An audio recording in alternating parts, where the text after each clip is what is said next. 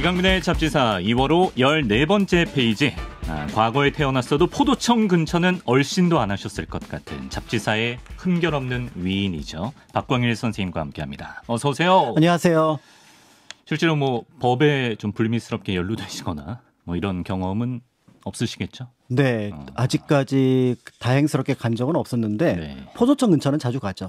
답사. 그렇죠. 왜냐하면 그 종로 3가에 이제 포도청이 있었기 때문에 좌포 우포청이 있었기 때문에 그런데 이제 그 포도청 근처가 현대에 있어서는 네. 그러니까 지금 단성사라든지 피카디리 같은 예. 극장가 그 자리, 그러니까 단성사 바로 앞이 거기구나. 그 포도청 자리예요. 네. 그래서 좌포청 자리이기 때문에 예. 거기는 정말 자주 갔고 거기가 굉장히 중요한 역사적인 현장이기 때문에 그래서 사람들하고는 정말 많이 갔던 곳입니다. 한양이랑 수도권 일대를 이제 그렇죠. 책임졌던 치안을 책임졌던. 그렇죠. 이게 도둑을 잡는 청 그런 의미를 가지고 있습니다. 예. 저희 잡지사와도 원만하게 앞으로 쭉 함께했으면 좋겠습니다. 저희가 지난 설 특집 때 그 우리의 소리 판소리에 대해서 이야기했었거든요. 혹시 보셨나요? 못 보셨군요. 네. 꼭 보시길 바라고요. 네. 그때 우리 에디터 한 명이 박성환 명창의 이제 춘향가 일부를 들으면서 이제 눈물을 펑펑 흘리며 이런 궁금증이 생겼다고 합니다. 이제 춘향전을 보면 변사또가 수청을 거부한 춘향이를 옥에 가두는데 재판을 그 전에 하고요. 과연 조선시대에는 어떤 법에 의해서 어떤 식으로 재판이 이루어졌을까? 이런 궁금증. 그래서 오늘은 박광일 선생님과 조선의 사법제도에 대해서 이야기해 보겠습니다. 선생님 일단 뭐 춘향전 얘기 나왔으니까 그렇죠. 뭐 변사또 그리고 이몽룡은 암행어사로 나오는데 그렇습니다. 이 사또랑 암행어사는 지금으로 치면 뭐 어떤 사또로 치면은 그 지방 행정기관의 장이 되는 거죠. 그러니까 이제 예를 들어 남원 부사면 남원시장 시장급이면 또는 군수. 예. 이제 그거는 그때마다 고을의 격차가 있어서 네. 뭐 예를 들어서 군수 현령 현감이 있지만 또 목사도 있었고 그래서 또 부사도 있어서 네. 그 차이는 조금 있는 편입니다만 네. 보통 이제 시장 군수로 보시면 될 것 같고요. 네. 암행어사 같은 경우는 정부에서 파견했던 감사 정도로 보시면 되는데 네. 이제 지금의 감사하고는 다르게 지금의 감사는 직접적인 형벌에 대한 권한은 다시 이제 법원으로 넘기잖아요. 예. 감사 의견으로 해서. 그렇죠. 그렇지만 당시에는 일정한 부분까지는 이렇게 파직을 하는 것까지 가능하다라는 판결까지 하게 되는 게 어사였다는 점에서 네. 전근대와 현대가 조금 차이가 있다고 볼 수 있고요. 네. 가장 큰 차이는 현대에 있어서 입법, 사법, 행정이 분리가 되어 있잖아요. 그렇죠. 행정부는 행정부대로 사법부는 사법부대로 명확하게 분리가 되어 있지만 예. 예전에 전근대 역사의 대부분은 네. 행정 권한과 사법 권한이 거의 대부분 공유를 하고 있었습니다. 들어보니까 사또도 그렇고 어사도 그렇고. 그렇죠. 예. 심지어는 이제 군사까지 같이 겸하는 경우가 종종 있기 때문에 그런 면에서 볼 때 이제 그 시대의 사법기구와 현재의 사법기구, 그다음에 그 시대의 제도와 현재의 제도는 네. 일단은 약간 격차가 있겠다라고 보시면 될 것 같고 그런 면에서 이제 비슷한 점 또 때에 따라서는 이거는 조금 긍정적이고 이건 좀 부정적이다 이렇게 보시면 될 것 같은데 네. 이 춘향전의 가장 큰 문제점은 문제가 있나요? 예. 이게 전부 다 팬터지라는 거죠. 뭐 어떤 부분이 그렇게? 일단은 이몽룡이 그 어사로 내려오는 게 불가능합니다. 왜요? 왜냐면은 그 장원 급제를 하게 되면은 네네. 종 6품 벼슬을 주게 되는데 예. 보통 어사는 6품 이상 벼슬에서 보통은 3품에 4품, 5품 정도의 벼슬을 가진 사람을 내려줘요. 예. 임금의 신복입니다. 근데 엊그저께 합격한 애를 예. 신복이라고 내려보낼 수가 없죠. 그러네. 그다음에 이제 두 번째는 뭐냐면 조선시대는 엄연하게 상피제도라는 게 있어서 네. 자기와 관련 있는 고을에는 파견하지 않습니다. 이몽룡은 남원 부사의 아들이었잖아요. 그렇구나. 전직이. 예. 그러면 자기가 남원하고 관련이 있기 때문에 여기서 원수를 갚을 수도 있고 은혜를 갚을 수도 있어요. 그러네요. 그러니까 여기로 보내면 안 되고 네. 세 번째는 암행어사 딱 하잖아요. 예, 제일 예. 먼저 뭐 하면 자 뽑아라. 뭘 뽑죠? 네가 어디로 갈지. 그 추천 뺑뺑이. 예, 이게 왜냐하면은 이 뺑뺑이를 하지 않으면 예. 여기에 임금의 의지나 그다음에 고위 관료의 의지가 반영이 됩니다. 공정하네. 예, 그러니까 요거 뽑아가지고 네네. 그거 봉서를 만들어서 예. 숭례문이나 흥인지문 가서 그 앞에서 딱 펼쳐보면은 내 임지가 결정이 돼요. 그래서 내가 전라도로 갈지 네. 그러니까 보통 이제 숭례문으로 가면 남쪽으로 간다는 얘기고 흥인지문으로 가면은 동쪽이나 때에 따라서는 북쪽으로 갈 가능성도 있다. 그렇군요. 이런 의미를 가지고 있는 거거든요. 예. 그러니까 이게 이제 환타지고 두 번째는 예. 정말 억울한 분 변학도. 억울한 분입니까? 네. 왜 억울하죠? 왜냐하면 이제 네. 거기서 효녀를 효자를 이렇게 이유로 삼아서 이제 그 어떤 패정을 부린 것은 문제가 될 수 있지만 예. 기생점고는 네. 수령의 고유 권한이고 그거 안 하면 업무 태만입니다. 그 보장된 권한일 뿐만 아니라 안 하면 이게 태만이라고요? 왜냐면은 네. 그 관기라고 하는 관에 포함되어 있는 기생들은 네. 그게 일종의 관에 소속되어 있는 물건이잖아요. 아, 그게 임무구나. 그러면은 그분들의. 돌아가서 예를 들어서 여기 인원이 몇 명이 있는지 예. 그다음에 누구누구가 있는지를 체크를 다 해야 되는 거예요. 네네. 거기에 따라서 관기가 때에 따라서는 이제 그 지방에 온 손님들의 네. 수청을 들기도 하거든요. 그렇겠죠. 그 관할 사또의 수청도 듭니다. 네. 다만 이제 여기서 이제 아. 춘향이 주장하는 거는 네. 나는 기적에서 빠졌다. 아, 그래요? 라고 주장을 하지만 이거는 다툼의 여지가 충분히 있기 때문에 실제로 변학도로서는 이 부분을 밀어붙인다고 하더라도 예. 조선의 법률상 저촉될 가능성이 굉장히 희박합니다. 그럼 아메모사라는 양반이 사사로운 감정으로 지금 변학도를 올가미에 넣었다. 그렇죠. 그렇기 때문에 이거... 이 춘향전은 예. 오히려 당시 백성들의 열망, 그러니까 어떤 제도가 네. 자신들에게 불리하고 아랫사람들한테 불리한데 그거를 극복해 나가는 춘향의 모습과 그거를 누군가 지원해주는 백마탄 왕자로서의 이몽룡의 존재. 거기 로맨스 한 스푼. 그렇죠. 이런 것들을 넣어둠으로써 당시 사람들에게 카타르시스를 느끼게 했다. 그러니까 그 시대의 상황을 반영했다기보다는 네. 그 시대의 상황을 극복하고자 했구나. 진짜 판타지물이구나. 네, 그렇게 보시면 좋습니다. 가볍게 뭐 사또 얘기하고 가려고 했는데 가볍죠? 춘향전을 다 뒤집어 버리셨네요. 아니요, 가벼운 얘기입니다. 이거보다 더 깊은 얘기들을 많이 하시더라고요. 나중에 춘향 특집 한번 하겠습니다. 예. 자, 그렇습니다. 조선의 사법제도. 그럼 먼저 조선의 뼈대를 세웠다고 해도 과언이 아닌 경국대전 얘기부터 해보겠습니다. 경국대전은 뭐 지금의 헌법이라고 보면 거의 되나요? 비슷하지요. 다만 이제 지금도 헌법은 이제 국가보다 위에 있는 존재. 그러니까 국가 네. 체계를 구성하고 모든 그 헌법기관들, 대통령을 포함한 모든 기관들은 헌법에 의해서 통치를 하도록 되어 그렇죠. 있습니다. 예. 그런데 이제 그 당시는 왕이 우선이고 이제 왕이 통치하는 바탕으로서 경국대전을 두었기 때문에 네. 헌법의 체계하고는 다르지만 최고법이다 정도로는 이제 해석이 가능할 것 같고요. 네. 그런데 이제 이 경국대전을 포함해서 이후에 나오는 뭐 속대전이라든지 대전통편, 대전회통 같은 경우에 가장 중요한 거는 뭐냐면 예. 6이라는 숫자입니다. 6? 이호, 예, 병, 형, 공. 우리 6조 이런 것도 있죠. 그렇습니다. 예. 이 6, 그러니까 이 경국대전이 대전이 6전으로 되어 있으니 예. 그러니까 판서들도 6명이고요. 아하. 그다음에 그 판서들에 해당하는 예를 들어 왕을 대통령으로 본다면은 거기 있는 도승지는 청와대 수석이 되잖아요. 예. 그럼 그 청와대 수석도 네. 이 판서하고 대응하기 위해서 네. 6명이 존재하죠. 뭐 그래서 도승지 2조 판서, 뭐 호조 판서. 그러니까 2호 예병 현공이 있으면 예. 도승지는 2조 판서랑 그다음에 좌승지는 호조 판서랑. 그러니까 좌승지는 단순하게 두 번째 승지이기도 하지만 예. 재정 담당 수석이에요. 그렇군요. 왜냐하면 호조를 담당을 하니까. 그럼 쭉 가다 보면은 마저 여기 우부승지가 형조를 담당하거든요. 예. 이분 사법 담당. 그러니까 이제 법무부 장관하고 형조판서랑 이제 뭔가 문제를 조율하는 그렇겠네요. 그런 어떤 관계라고 볼 수 있을 것 같고 이게 예. 지방으로 그대로 내려가서 네. 우리가 알고 있는 각 사또 밑에 목사가 됐든 군수가 됐든 현령이 됐든 그 밑에 아전들이 네. 이방, 호방, 예방, 형방, 병방, 공방이 있잖아요. 네. 그러니까 조선은 모두 6이라는 체계로 예. 운영이 되고 있다는 점에서 네. 이 경국대전이 조선 역사, 조선의 어떤 사회상을 파악하는 네. 가장 기초가 됩니다. 그런 시스템이구나. 경국대전 언제 쓰여졌죠? 보통 이제 만들어진 거는 그 세조 때부터 만들어지기 시작했고요. 예. 이제 우리가 알고 있는 반포된 거는 성종 때. 그 성종 때. 네. 그렇지만 그 이전의 역사가 담겨 있다고 볼 수 있고 육전 체계는 네. 이미 이제 정근의 동아시아에서 기본적으로 갖춰온 체계라고 볼 수가 있습니다. 그렇군요. 그리고 이제 뭐 조선 시대에는 연좌제가 적용됐다 이렇게 알고 있는데 그렇습니다. 정말 뭐 죄인의 가족이나 친척에게도 이제 법이 적용됐나요? 그렇습니다. 그래서 가장 대표적인 게 개유정난 당시에 네. 우리가 알고 있는 사육신의 가족들을 보면 남자들은 성인 이상들은 모두 처형당하고요. 그다음에 여성들은 예를 들어서 노비가 되거나 이런 식으로 어떻게 보면은 그러니까 그게 공신의 노비가 될 수도 있고 네. 그다음에 관노가 될 수도 있는 예. 그런 상황으로 이제 빠져나갔다. 그래서 이제 당시 박팽년의 둘째 네. 며느리만 네. 임신을 하고 있는 상황이니까 일단 감옥에 가뒀어요. 근데 이 아이가 태어나면 죽을 가능성이 굉장히 높습니다. 그렇죠. 여자아이면 관노가 되는 거고요. 예. 남자아이면 죽는 거죠. 예. 그런데 이 박팽년의 둘째 며느리가 당시 집안의 머슴이었던 그 여성이 예. 노비가 딱 아이를 낳는데 네. 요 딸을 낳은 거예요. 예. 여기랑 바꿔요.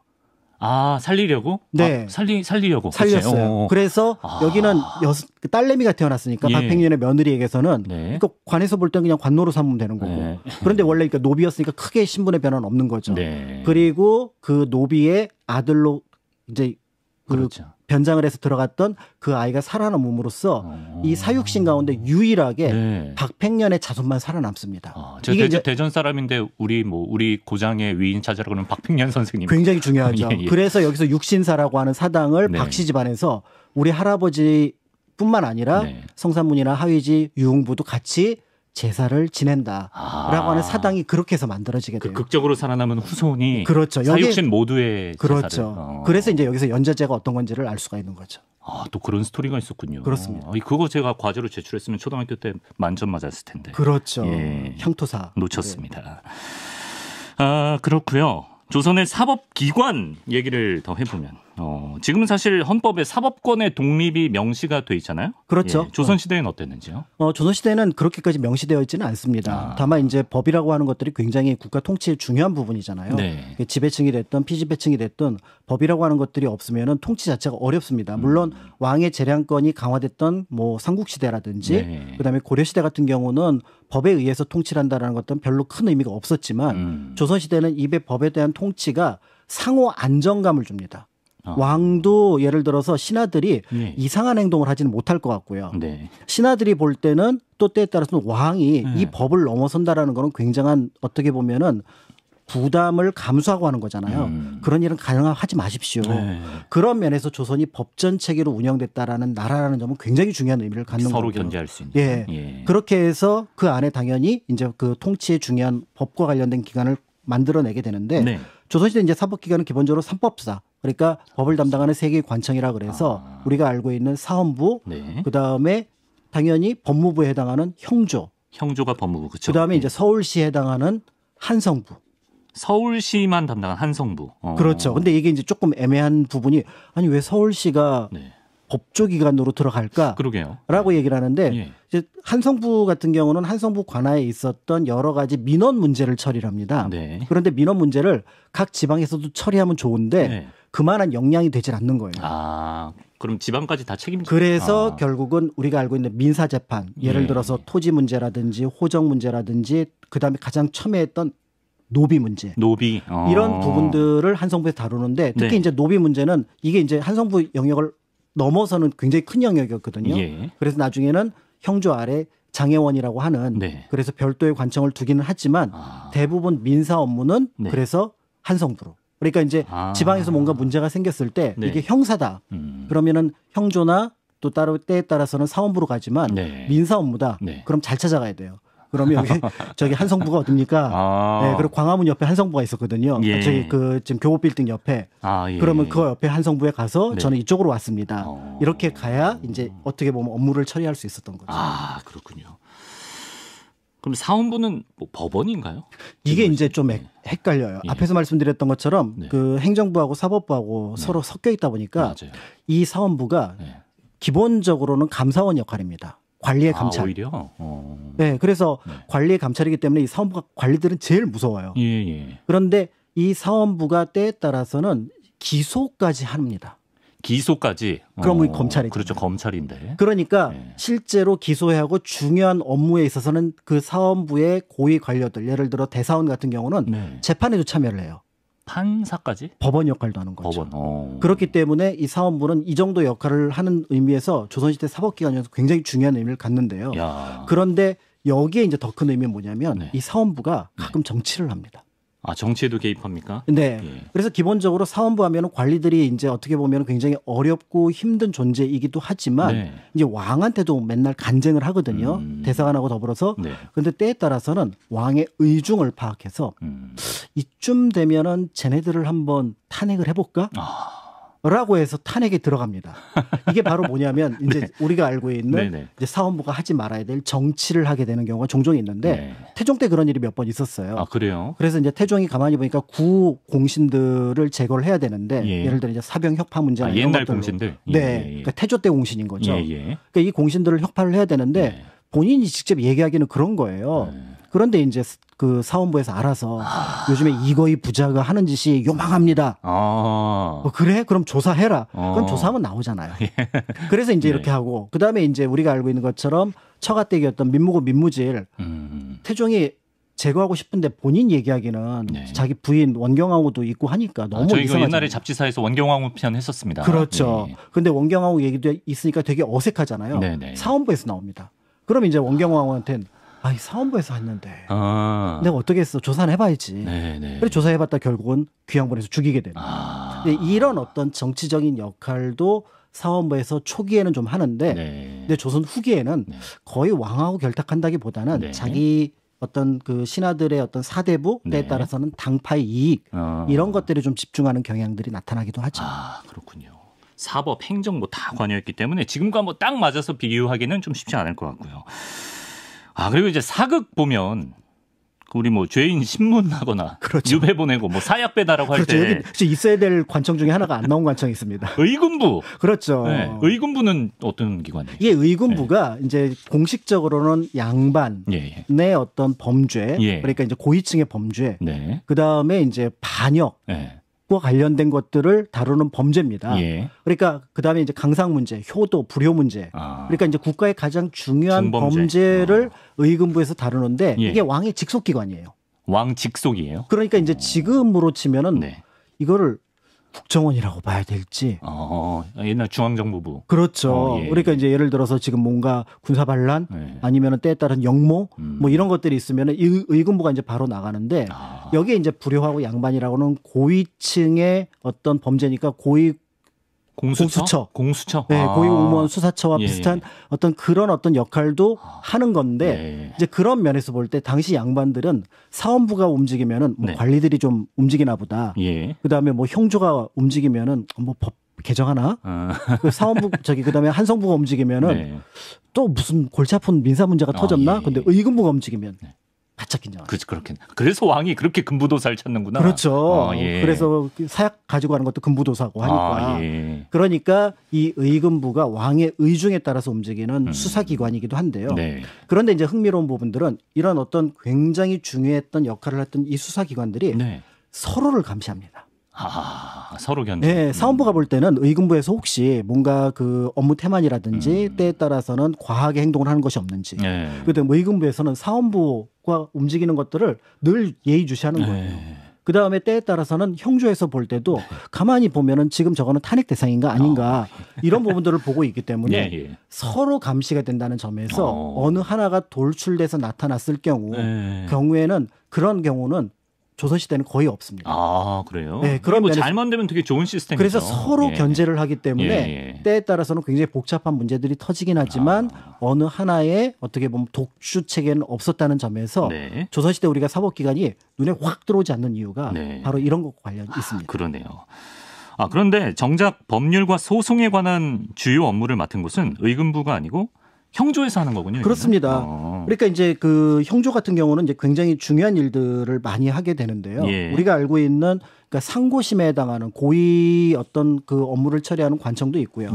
그 다음에 이제 감옥을 관리하는 전옥서 같은 경우도 있고, 그 다음에 이제 관리들에게 끊임없이 어떻게 보면은 뭔가 그 법률 관련된 것들을 공부시키는 유락청 이런 것들이 존재하는데 이런 것들이 모두 병조에 있습니다. 형조?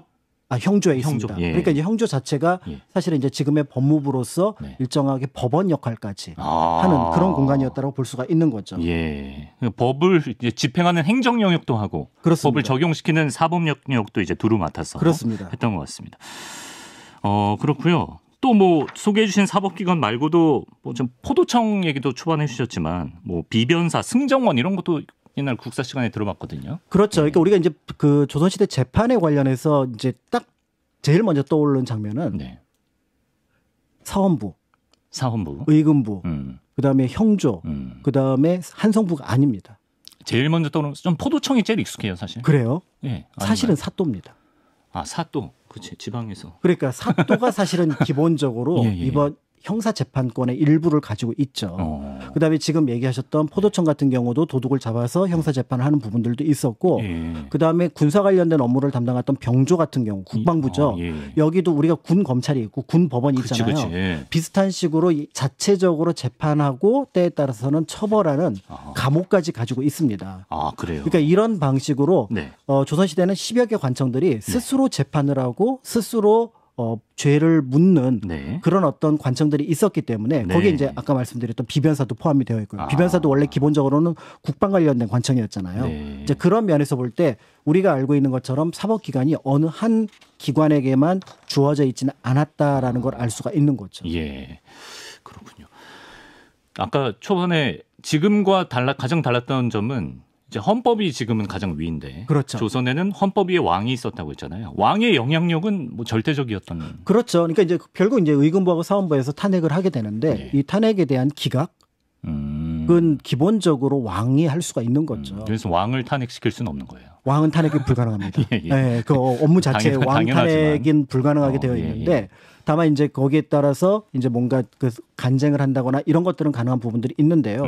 그런데 이제 왕의 의도가 중요하다는 점이 사실은 이 사법기관의 가장 취약한 부분이죠. 그러니까 사법기관이 서로 견제하는 데 있어서는 굉장히 중요한 긍정적인 의미가 있긴 하지만 네. 아까 말씀드렸던 사헌부가 태종 때 어떻게 움직였는지 말씀드렸던 것처럼 네. 또 의금부가 누구의 의중대로 움직이는지를 말씀드렸던 것처럼 네. 이게 자칫 잘못하면은 결국 국왕이 이 법을 바탕으로 해서 사법적인 그러니까 어떤 주변을 통제하는 기관으로 충분히 쓸 수가 있고요. 예. 실제로 그런 경우가 종종 나타납니다. 그렇기 때문에 이런 부분들을 막아내는 역할들을 네. 사실은 하기가 굉장히 어려웠던 부분. 그러네요. 이런 부분들이 현재와 가장 큰 차이라고 볼 수가 있는 거고요. 네. 무엇보다도 이제 사법부는 독립이 되어 있어야 되는데 네. 이제 행정하고 연결되어 있었다는 점에서 네. 어떤 처벌이나 이런 것들이 약간은 이미 재판 과정에서 어느 정도 결판이 났다라고 볼 수가 있습니다. 예. 아까 설명하시다가 상고심 뭐 비슷한 게 있었다 뭐 이런 말씀하셨거든요. 조선 시대에도 뭐 판결이 나왔는데 내가 너무 억울하다 싶으면 뭐 재심을 할 수 있는 제도가 있었는지. 그렇죠. 예. 보통 이제 세종 때 삼심 제도를 만들었다고 얘기를 하는데 요것과 별개로 그러니까 삼심 제도는 같은 것들에 대해서 3번 판단을 하는 거니까 네네. 지금 우리가 알고 있는 일사부재리 원칙하고 좀 맞지 않는 부분들이 있는데요. 예. 그런데 조선 시대는 이 일사부재리 원칙에 어긋나지만 재판을 여러 번 할 수가 있습니다. 다시 이제 춘향전으로 잠깐 들어가게 되면 좋아요. 춘향전이 이제 그 예를 들어서 춘향이가 네. 뭔가 문제가 발생을 했잖아요. 예. 그러면 이제 거기에서 소지라는 걸 써가지고 네. 남원 부사에게 이제 그 문제 제기를 할 수가 있는 거죠. 지금 이 재판에 내가 지금 문제가 있다. 근데 남원 부사가 안 받아줘요. 네. 변학도가 안 받아줄 거 아니에요. 네. 그러면은 이게 자유의 몸인 상황이라면, 예. 그러니까 감옥에 gat힌 상황이 아니라고 한다 그러면 네. 이걸 가지고 전라도 그 전체를 통괄하고 있는 가명이 있는 네. 전주로 갑니다. 더 큰 단위로 가서. 네. 예. 그래서 여기에서 다시 재판을 시도를 할 수가 있어요. 예. 그런데 여기에서 이 재판에 대해서 이제 재판을 쭉 했는데 우리는 여기서 판결을 못 내리겠다거나 춘향이에게 불리한 판결이 떨어집니다. 예. 그럼 그 재판 기록을 다 받아요. 네. 받아가지고 어디로 올리냐면은 형조로 올립니다. 바로 이제 형조로. 네. 오. 그래서 형조에서 올려서 여기서 해결이 안 된다. 예. 그럼 어지간하면 여기서 끝나는 거예요. 이게 이제 사헌부라든지 의금부가 관할할 부분은 아니잖아요. 예. 그런데 춘향이 진짜 억울해요. 예. 그럼 왕한테 바로? 그렇죠. 뭐 북을 치나? 징을 치는 겁니다. 징을 칩니까? 네, 그래서 우리가 알고 있는 왕의 행차 당시에 그 앞에서 이렇게 징을 치고 하는 이 장면이 네. 이제 진짜 억울합니다. 그러면 징을 치면은 네. 이제 사실은 왕의 행렬이 굉장히 크니까 바로 왕 앞에 가서 막 그 드라마에 나오는 것처럼 왕 앞에서 억울합니다 이러면 이건 거의 대역죄예요. 그러면 이제 밖에서 이제 계속 징을 치는 거예요. 행렬 옆에서 왕이 멀리서 징이 들리면 거기에 있는 이제 그 관리를 보냅니다. 지금 무슨 일이냐? 그러면 그 사람이 한 거를 적어와요. 적어와서 이런 일이 있습니다 하면은 네. 이건 기각하고 또 때에 따라서는 이거는 억울하니까 살펴봐라. 처분해라. 이런 어떤 내용들이 있었다라는 것. 그래서 격쟁까지 가는 것들이 있었고 예. 실제로 그런 일들이 종종 있어서 네. 조선 후기에는 격쟁과 관련된 어떤 여러 사례들 네. 이런 것들을 풀어볼 수 있는 부분들이 여러 논문으로 등장하기도 했습니다. 그러네요. 이렇게 단계를 거쳐서 좀 억울함을 이렇게 소수할 수 있는 건 있었다. 굉장히 근데 위험함은 있습니다. 앞에 문턱대고 나서면 그렇죠. 예를 들어 이제 우리가 알고 있는 신문고 같은 경우도 창덕궁 안에 있었거든요. 아 그래요? 궁 안에 들어가야 돼요? 네, 궁 안에 들어서 처음에는 이제 많은 분들이 아니 궁궐 안에 있는 신문고를 어떻게 치냐? 들어갈 수는 있는 거예요? 그러니까 이제 거기 궁궐을 지키고 있는 사람한테 얘기를 해야 됩니다. 내가 이러이러한 일로 치러 왔습니다. 라고 하는데 어지간하면은 들여보내줘야 돼요. 그러니까 사실은 이게 궁궐 안에 있어서 그거 유명무실한 거 아니야. 그런데 그 정도는 아니에요. 그러라고 만든 거니까. 네, 근데 이제 명종 때는 하도 북소리가 나니까 좀 덜 치게 하면 안 돼? 우리도 한때 국민청원 너무 막 별것도 아닌 걸로 막 한다고. 그래, 신문고. 예. 그러니까 명종 때는 너무 북소리가 많이 나서 좀 이거 옮겨야 되나 아니면 줄여야 되나 이런 논의가 실제로 있었거든요. 그러니까 그만큼 이제 어떤 억울함이라든지 민원을 풀어낼 방법이 재판에서 좀 해결이 되지 않았다면 이런 방식으로도 해결했고 이것이 이제 왕조 국가가 가지고 있는 하나의 특징이기도 하죠. 네. 네, 뭐 사실 애초에 좀 억울한 재판이 없었으면 가장 좋았겠죠. 그래서 이런 판결의 오류를 최대한 막기 위해서 조선시대에 올바른 재판과 판결을 가르치는 지금으로 치면 뭐 로스쿨 내지 사법연수원 같은 기관이 있었다고. 네, 율학청이라고 하는 기관이 있어서 여기에서 이제 율학청. 네, 그러니까 이제 그 중급 관료들을 계속해서 교육을 시킵니다. 그러니까 어떤 법의 문제를 어떻게 처리할지 무엇보다도 경국대전에 형벌과 관련된 조항이 굉장히 약해요. 그러니까 이제 결국은 여러 번 이 시간에 말씀을 드렸습니다만 명나라의 형법이었던 대명률을 차용을 하거든요. 그러니까 이제 그 춘향전에서도 가끔 등장하지만 법전에 이르기를 또는 율에 이르기를 그러면은 대전에 이르기를 하면은 이거는 경국대전이고요. 율에 이르기를 하면은 형법을 가리키지만 사실은 대명률을 가리킵니다. 아, 그렇구나. 네, 그래서 이거를 익혀야지 현장에 있는 문제가 발생을 했을 때 판단의 근거가 법에 의해서 나타날 수 있잖아요. 근데 이런 것들을 가르쳤던 곳이 율학청. 그런 의미에서 볼 때 이거를 공부한다고 이 사람들이 출세를 하는 것은 아니지만 이것들을 바탕으로 해서 주변에 어떻게 보면 법률적인 어떤 지식들을 퍼뜨리는 과정 여기에 이제 영향을 끼쳤다 이렇게 볼 수가 있습니다. 네. 좀 시간이 지나서 마지막으로 근데 요 얘기 하나 들어보고 싶긴 한데 형조를 비꾸는 광대놀이가 있다. 이건 뭔가요?